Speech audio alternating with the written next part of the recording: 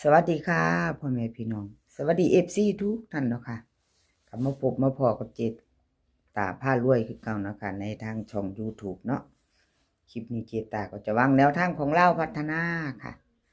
ลาวพัฒนา วันที่31ที่ผ่านมาค่ะ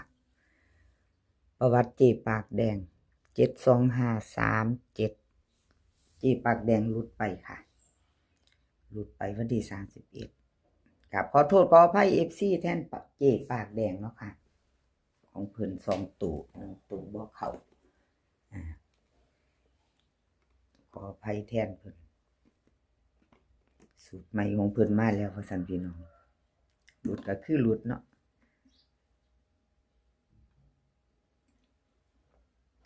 ตอนนี้ของเจ็บปากแดงบ่ค่อยเดินเด้อพี่น้องบ่ค่อยเดินให้กำลังแรงใจคือเก่าค่ะเจตาแล้วก็ FC พร้อมเนาะค่ะ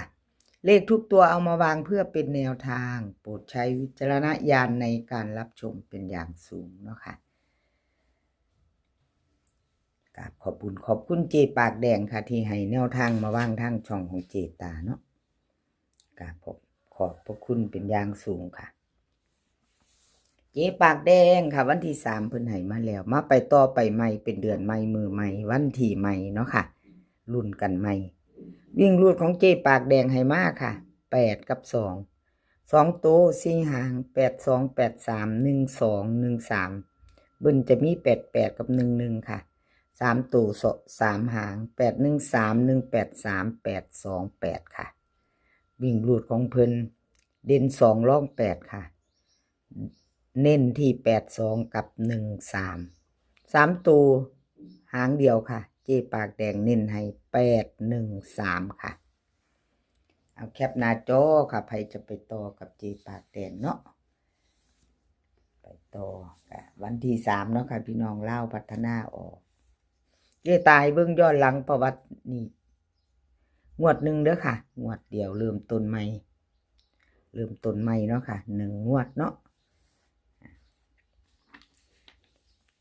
ไปต่อค่ะ24เพิ่นว่าให้เบิ่งย้อนหลังในเด้อเจตาว่าซั่นอันคลิปเมื่อวานนี้เพิ่นอันคอมเมนต์เข้ามาเนาะคอมเมนต์เข้ามาแล้วอันคลิปของอีกคลิปหนึ่งเนาะค่ะกับขอบคุณ FC ค่ะที่คอมเมนต์เข้ามาเบิ่งย้อนหลังแน่ว่าซั่นอันข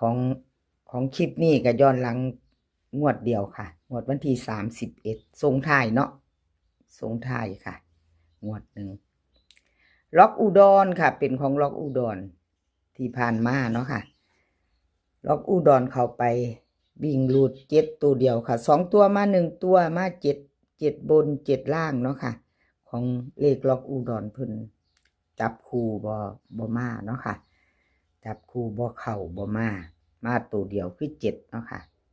ต้องมีสายวิ่งสายรูดเนาะพี่น้องFC ล็อกอุดรมีบ่เนาะผู้ตามวิ่งรูดครับยังบ่ทันได้ตามยังบ่ทันได้พิจารณากะเอาจัดใหม่ค่ะถ้าชอบเนาะเอาไปพิจารณาเบิ่งจัดใหม่ไปต่อเนาะค่ะกับเลขล็อกอุดรไปต่อค่ะเลขล็อกอุดรวิ่งรูดเพิ่นให้ตัวใดมาแน่เพิ่นให้2กับ9ค่ะ2กับ9 2ตัว4หางค่ะ2 9 9 91 28 90เบิ่นจะมี2299ค่ะ3ตัว3หาง290 928 291ค่ะวิ่งรูดเด่น2รอง9เนาะค่ะ2หางเพิ่นเน้นให้9128ค่ะ3ตัวหางเดียวค่ะ928แคปหน้าจอค่ะใครจะไปต่อกับเลขล็อกอุดรเนาะกับขอบคุณเลขล็อกอุดรหลายๆเด้อค่ะที่ให้แนวทางมาวางทางช่องของเจตาเนาะค่ะกับขอบพระคุณเป็นอย่างสูง FC กับบ่ว่าจะเป็น FC เก่า FC ใหม่ค่ะที่เพิ่นเข้ามาเนาะมารับชมรับฟังให้กำลังใจทางช่องของเจตาผู้ใหม่เพิ่นก็เข้ามากดติดตามเนาะค่ะกับขอบพระคุณหลายๆค่ะกดติดตามพิจารณากันไปต่อเนาะค่ะกับขอบพระคุณเป็นอย่างสูงไปต่อค่ะไปต่อเป็นของไผล็อกเทียนทะเลค่ะ ล็อกเทียนทะเลวันที่31ที่ผ่านมาล็อกเทียนกับรูดค่ะพี่น้องล็อกเทียนกับรูดวิ่งรูดบอเข่าบอมาเนาะค่ะ2ตัวไม่เดิน31ที่ผ่านมาเนาะค่ะประวัติของเพิ่นล็อกเทียนทะเลมางวดใหม่แล้วค่ะพี่น้องเพิ่นให้มาแล้วเตรียมแคปหน้าจอไปจะไปต่อแคปหน้าจอไว้พิจารณาวันที่3วันจันทร์เนาะค่ะลาวพัฒนาออกเป็นวันจันทร์เดือนใหม่พร้อมงวดแรกพร้อมค่ะงวดแรกพฤศจิกาของแนวทางลาวพัฒนาเนาะค่ะล็อกเทียนทะเลค่ะล็อกเทียนทะเล1กับ2ค่ะวิ่งลูดเพิ่นให้มา1กับ2ตัว4หางค่ะ1718 2728เบิ้ลก็จะมี1122ค่ะ3ตัว3หาง128 21 227 217ค่ะวิ่งลูดเด่น2กับ1ทอกันเด้อค่ะ1กับ2เท่ากันเน้น27กับ28ค่ะ2ตัว3ตัวเพิ่นเน้นหางเดียวค่ะ227เอาแคปหน้าจอค่ะใครจะไปต่อล็อกเทียนทะเลเนาะค่ะกราบขอบคุญขอบคุณล็อกเทียนทะเลค่ะที่ให้แนวทางมาวางทางช่องของเจตาเนาะล็อกเทียนทะเลคลิปนี้ก็จะมีของเจปากแดงเนาะค่ะล็อกเทียนทะเลล็อกอุดรแล้วก็เลขล็อกหนองบัวค่ะที่เพิ่นอยู่น้ำกัน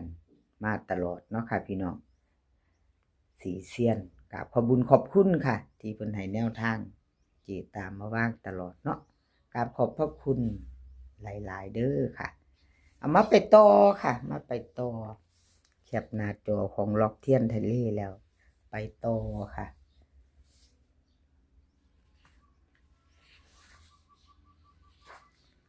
มาไปต่อ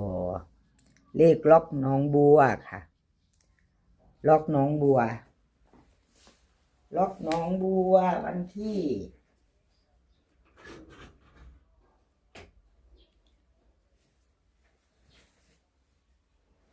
ล็อกหนองบัววันที่31ค่ะ31ลุดไปเนาะค่ะพี่น้อง2ตัวบ่มา2ตัวมา1ตัวเนาะจับคู่บ่เข่าค่ะสด725บนมา2ตัวเดียวบนเนาะค่ะ37จับคู่บ่เดินบ่เข่าเนาะกับขอโทษขออภัยแทนล็อกหนองบัวค่ะขออภัย FC เนาะมาไปต่อไปใหม่ค่ะวันที่3วันที่3เลขล็อกหนองบัวค่ะ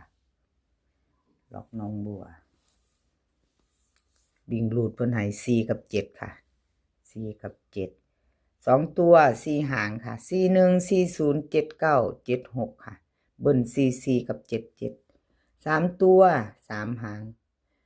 479 740 414ค่ะวิ่งรูดทอกันเด้อค่ะเด่น4กับ7 2ตัวเน้น2หางค่ะ40กับ79 3ตัวเน้นหางเดียวค่ะเน้นหางเดียว740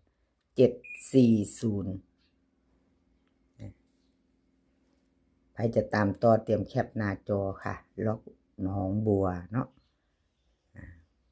ถ้าชอบประจัดขัดกระพานค่ะเป็นเพียงแนวทางเนาะค่ะพี่น้องเลขทุกตัวก็เป็นเพียงแนวทางลดไปกระกราบขอโทษขออภัยเนาะพี่น้องถ้าแนวทางเพิ่นบ่เดินบ่เข้าเนาะเจตากระกราบขออภัยแทนเพิ่นเนาะอะไรก็เกิดขึ้นได้คือว่าแล้วเนาะพี่น้องอะไรก็เกิดขึ้นได้มีเขามีรุดเป็นเพียงแนวทางคลิปนี้ก็ขอให้พี่น้องโชคดีค่ะขอให้โชคดีกับลาวพัฒนาในวันจันทร์ที่3เนาะ